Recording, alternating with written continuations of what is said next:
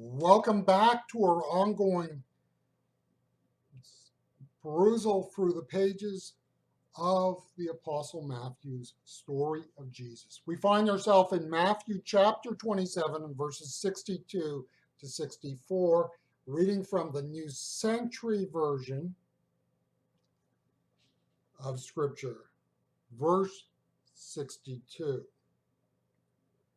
The next day, the day after preparation day, the leading priests and the Pharisees went to Pilate. They said, "Sir, we remembered that while the liar was still alive, he said, 'After 3 days I will rise from the dead.'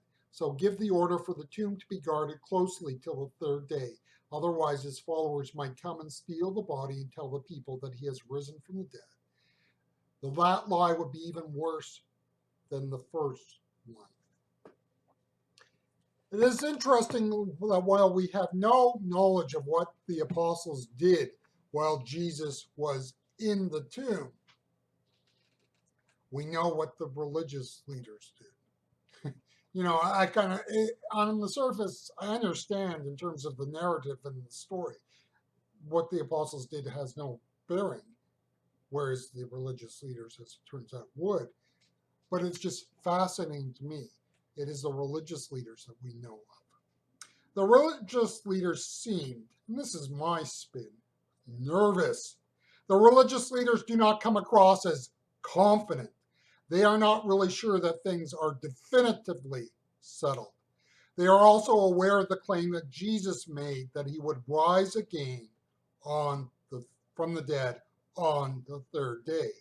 And it's an odd statement, for in the trial, the words of Jesus were made to infer he was attacking the institution of the temple. Matthew chapter 26 and verse 61. To be sure that things remained as they were, the religious leaders turned to Pilate. You notice the irony there?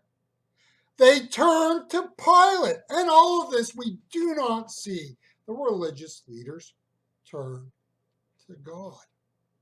It's striking to me. They turned to Pilate. Now, when you look at the tomb of Jesus, we can more or less discern or articulate three theories to counter the Christian claim that Jesus rose from the dead. The church believes, and I have said this before, that if you are to be a follower of Jesus Christ and a believer in Jesus Christ, one of the core beliefs that separates a Christian from all others is the belief that Jesus rose from the dead. So what am I saying by that? I'm saying you cannot be a believer in Jesus Christ and not believe that Jesus rose from the dead. Because if you don't believe Jesus rose from the dead, the whole of your theology falls apart. You have to have that. That's the core, the center. So when we look at this event, there are attempts made to counter the church's claim that Jesus rose from the dead. Probably the most credible is the fact that Jesus' body was stolen from the tomb. If you are at all familiar with Egyptian archaeology, as one example, we know that one of the frustrating parts of doing archaeology for Egyptologists is even if you discover a long forgotten tomb of some significant person in Egyptian history, or even a pharaoh for that matter, by the time you discover that tomb, you will realize that it was discovered in the ancient world by some tomb raiders. You know, the Egyptians went way out of their way to prepare their bodies for burial, that is, their pharaohs and key leaders, and provided them with material stuff to help them in that transition to the afterlife. And they had a very high view of the importance of the proper burial of a person. But of course, the problem was not everyone shared their view. And when they knew there was a whole bunch of booty there, they broke into their tombs. So to say that somebody broke into Jesus' tomb to steal his body is not all that much of a stretch. We know it was done in the ancient world. Now, of course, in Jesus' case, nobody would have broken in to steal what he had, because last time we checked at the cross, the soldiers were rolling some dice, and taking a share of his clothing home. So he had nothing in the tomb. And so one of the theories is that the disciples stole the body of Jesus. I mean, just as a kind of a problem here. Okay, we have this body now, Peter. What do? Take it back to us to Nazareth? Maybe Capernaum? Uh, and Peter goes, you know what? I don't think my wife is going to be appreciative of having a body in the linen closet. So maybe Thaddeus or, I don't know, James, son of Alphaeus, you take it? I don't know. You see, the problem with the idea that the body was stolen from the tomb runs into this whole problem is you still have a body. It just shuffles things. You still have to deal with that. So it doesn't really move the needle in terms of providing an alternative view. In 1965, Hugh Schonfeld published the book, The Passover Plot. The book is an attempt to explain away the New Testament understanding of who Jesus is. The basis of this book is the idea that Jesus planned his death. Now, don't think that Schonfeld broke new ground here. This idea was around long before him. He just put it in a fully, I guess you could say, modern package and made it sound interesting, and in the process gave it a measure of credibility for those who lacked, well, the understanding of the underlying issues here. The idea was that Jesus feigned his death, and then he was resuscitated in the tomb. The swoon theory is where people say that Jesus seemed to die on the cross. Ooh. Jesus just seemed to hang there, oh, I'm dead now. Take me down from the cross. This theory has more holes than, I guess, a large piece of Swiss cheese in it, because the problem is that Jesus was whipped before he was crucified. And I talked about in an earlier reading, given the fact that he, according to the gospel accounts, died relatively quickly. There was severe blood loss. There might have been infection. Who knows what else could have happened and ensued. I'm not a medical doctor.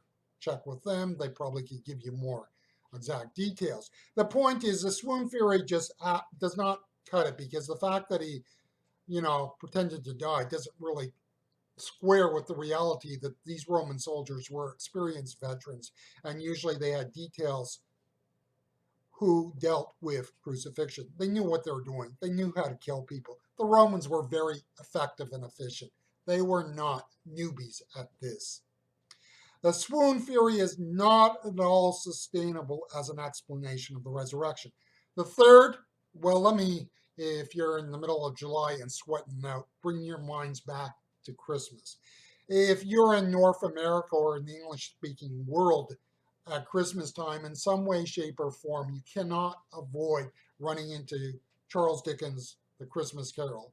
In various and sundry ways, this story is presented at this time of year. And the core of the Christmas Carol story is the fact of a miser named Ebenezer Scrooge, who, through a series of dreams, or we could say visions, has an encounter with what he is going to be, and through that has a conversion experience from his miserly ways to a more spendthrift and shared and jovial life and lifestyle.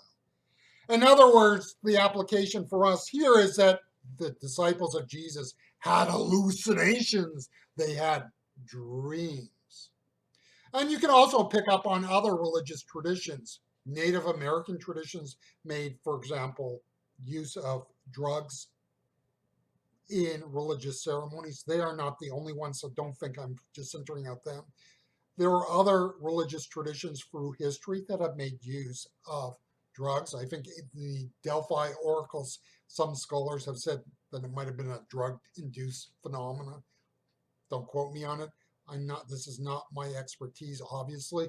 But my point is, visions, dreams, drug-induced dreams, visions, that could be a way to explain the resurrection of Jesus. Of course, the whole problem here is with this theory and any of the others is you have to deal with the fact that even if I get a dream my wife is not going to get the same dream, my son is not going to get the same, and my neighbor across the street is not, and so on and so forth. The problem is it's pretty hard to coordinate dreams and visions, you know. You can't. It doesn't work that way. And then, of course, we have to deal with the fact that, according to the pages of the scriptures, there were hundreds of people who had encounters with the resurrected Jesus. The point is, we can always explain away the resurrection, but doesn't mean that they are legitimate explanations, viable explanations. And so, as we begin to turn in a couple of readings to the resurrection, we note the contrary views and say they are lacking